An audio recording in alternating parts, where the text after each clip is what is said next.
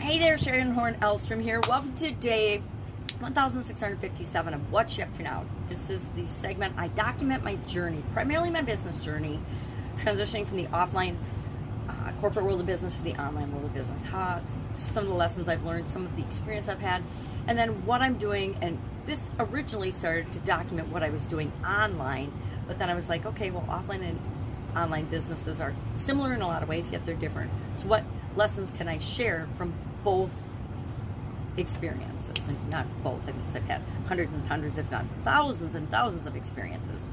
So today, for Supersize Your Business, our idiom to coincide with the confidence focus in our annual challenge, the BU 365-day challenge, was make no apologies. And I shared a story about how that came up yesterday and how often we say we're sorry for things that it's not like we're like almost programmed to apologize for things all the time. So I'm going to pay attention today to how many times I say I'm sorry, not counting the videos, but how often do I apologize for things? Because I think I do it a lot. I think I still do it a lot, even though a few years ago I worked on it to stop apologizing for things that I'm really not sorry for. I think that I've slipped back into a pattern of apologizing for a lot of things, whether it's my fault or not. And it's more, I'm sorry someone feels that way, and I feel bad that they are hurting or tired or ornery or frustrated. I know with my granddaughter, I hang out with my 1-year-old granddaughter. Actually, she's 18 months old yesterday. And I feel sorry when she gets frustrated. And so I think that might be what triggered me going back into using that more often than I probably should. Because I think we need to save our real apologies for when we're sincerely sorry for something. And you can't just say, I'm sorry, without it coming from your heart. And we talked about that as well. So my belief is that we make no apologies for going for what we want in our life. We make no apologies for being ourselves and being the best version of ourselves and the continually improving version of ourselves. We make no apologies for that. But there are people, I think we talked about this yesterday with the brass neck thing, which I've never heard before. There are people that go through life that do not consider the impact that they have on other people, and they don't really care. They just are bulldozing their way through life, doing whatever it is they want. And I guess we can't fault them for that. That's just the type of people they are. But I also am not going to hang around those type of people very often because they don't make me feel very good. I don't want to be bulldozed over, and I don't know very many people that do. So make no apologies. Make no apologies for being yourself and going for what you want in life, because that sets the example for other people. I don't make any apologies for building and supersizing and growing businesses and helping other people to do that as well, because I think that's how we make the world a better place.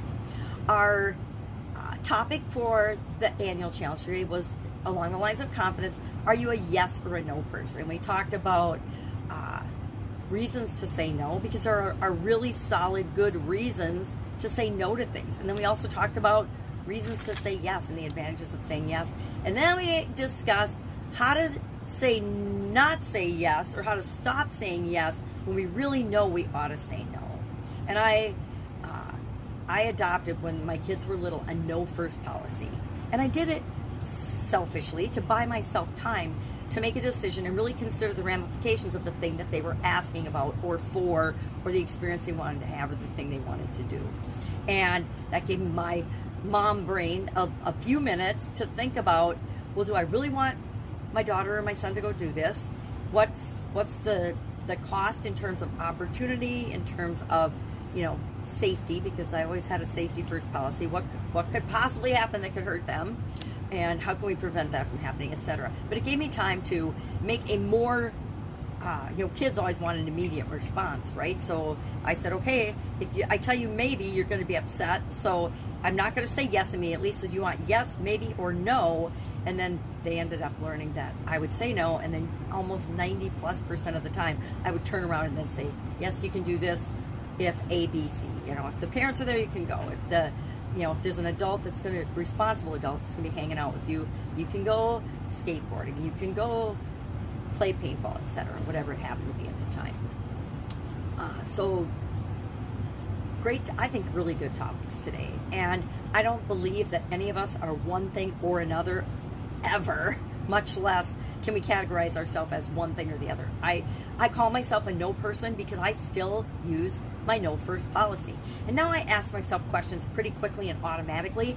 If an opportunity or if a request for information or something comes up, I ask myself, do I have the time and energy to do this?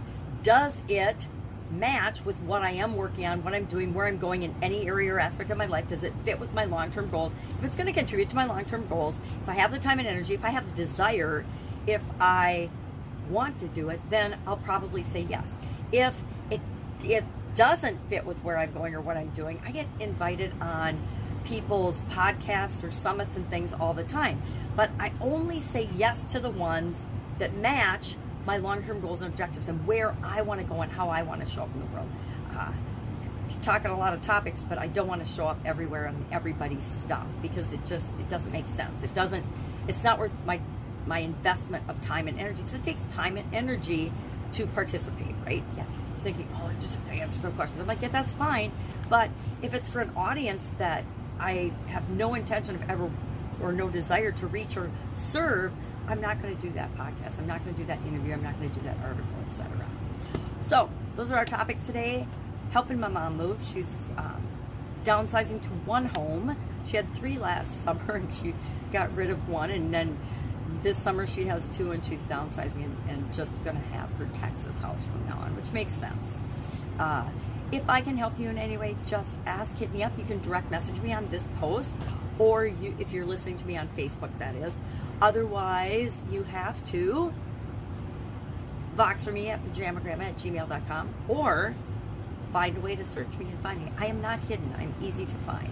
So have an amazing day, and if I can help you, ask. Otherwise, I'll be with you tomorrow.